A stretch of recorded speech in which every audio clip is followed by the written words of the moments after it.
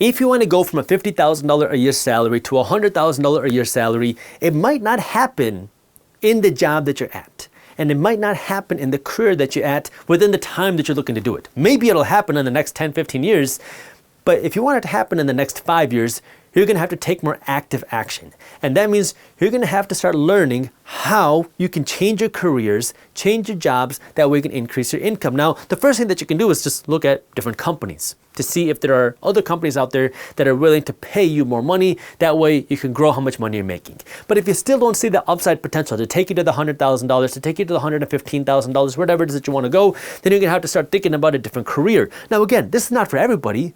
But if you really want to make more money, you're going to have to devote your time, energy, and money into learning how to do this. So now you got $10,000 sitting there, and you want to now figure out how I can make an additional, or your first, $100,000 a year through your career. But now the question is, how can you learn a skill that will teach you how to do that?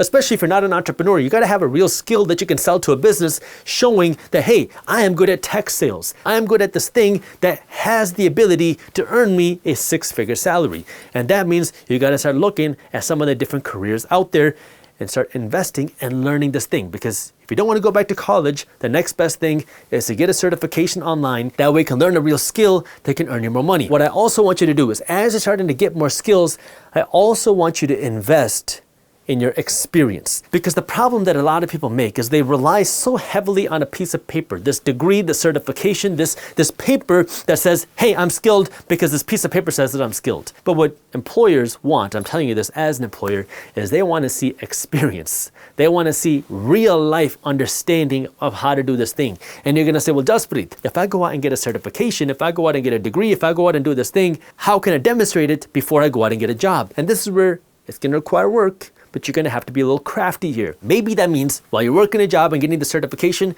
you go out and work for free somewhere. You go out and take an internship somewhere. Why? So you can build that experience and so you can learn how to do it yourself. That way you can market yourself better. Because now, if you want to go and get those top jobs, you want to go get a career that's going to pay you a lot more money, you got to be a lot more competitive.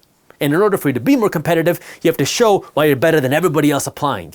And when you have 100 applications for one job that's paying a lot of money, you got to be willing to do the other things that the other 99 are not. Because the employer is not going to pick the most average person out of the stack of resumes. They're going to pick the top person, or who they believe is the top person. So it's up to you to sell and show that you're the top person. And a lot of people think, well, if I can just get on a call, if I can get in this interview, I can show them that I'm going to do whatever it takes. They don't care about that. They want to see it. They don't want somebody who's going to come and learn on the job. That's too expensive, it takes so much time, and it's too big of a risk for the company, especially when you can just hire somebody that already knows how to do it. And this is where now, once you start getting the certification, look to see how you can get some more experience. Now, if you don't want to go work and do an internship for free, the next best thing is to do something on your own. Maybe you get a freelancing gig. Maybe you go out and create something yourself to practice this thing that you learned.